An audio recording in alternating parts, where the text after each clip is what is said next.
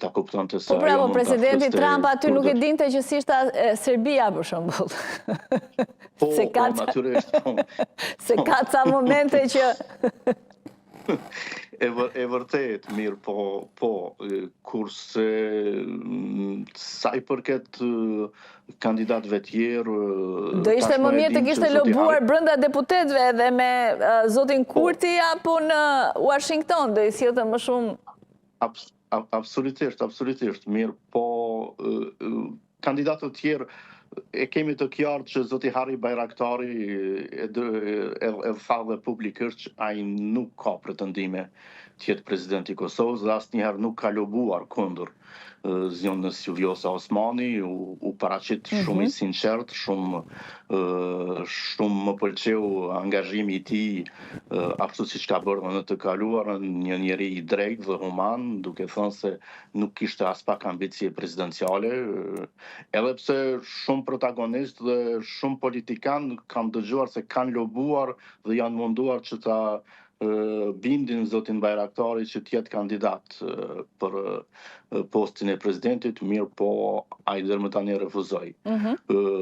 Familja Jashari duket se është më e përfolura deri tani. Në fakt sa herë ka zgjedhje për president në Kosovë, e para që thirret është familja Jashari, kështu që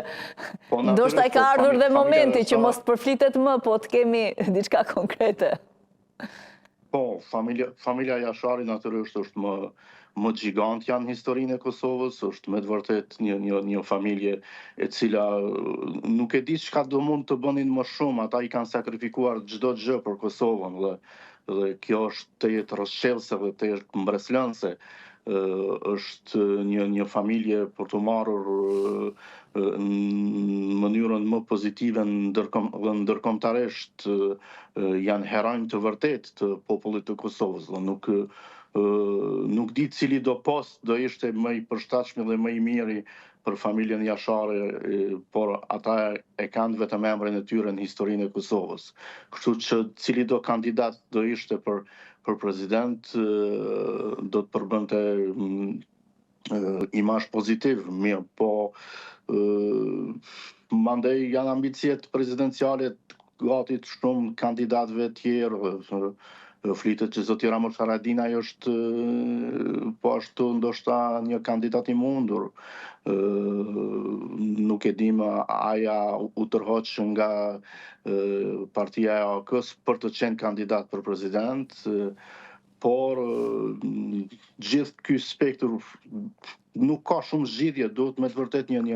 një konsensus, një dakordim i përgjithshëm. Selam, çfarë profili presidenti mund t'i bënte punë në këtë moment, po them, Kosovës, duke parë edhe zhvillimet ndërkombëtare,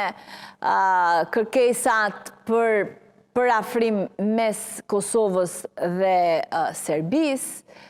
duket tashmë se një rol shumë të fortë ka marrë ministri i jashtëm, Glau Konjufca, në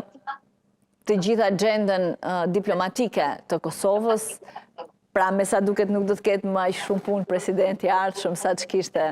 më herët. Po, profili do ishte natyrisht që imazhi ndërkombëtar i Kosovës të jetë edhe më i fuqishëm. Mirë po, e vërtet që deri më tani Vjosa Osmani ka treguar një imazh pozitiv gjatë mandatit të saj, edhe pse aty këtu ka njëherë ka pasur edhe mosmarrveshje dhe kriza interne apo diplomatike, mirë po më shumë sa i përket qeverisë, kurse presidenti Osmani ishte kandidatja ideale. Do të thotë mandati i saj nuk ka kaluar me shumë skandale. Mirë po profili ideal do ishte natyrisht që t'jetë uniteti i Kosovës, uniteti i bashkuar i kandidatit ose kandidatës, dhe presidenti Osmani është munduar t'jetë ta ketë unitetin gjatë mandatit të saj, mirë po në Kosovë e dim që qeveria dhe kryeministri e kanë një pushtet shumë më të madh sa posti i presidentit, në të kaluarën presidenti ja ka qenë më shumë një post simbolik i Kosovës, edhe pse ajo e udhëheq politikën ndërkombëtare, mirë po kandidati ideal do ishte një kandidat që e përfaqëson unitetin politik të popullit të Kosovës dhe imazhin e mirë ndërkombëtar, duke u bazuar, siç e thatë dhe ju, në gjithë kontekstin aktual gjeopolitik ndërkombëtar, sepse Kosovën e presin shumë sfida në arenën ndërkombëtare aktualisht.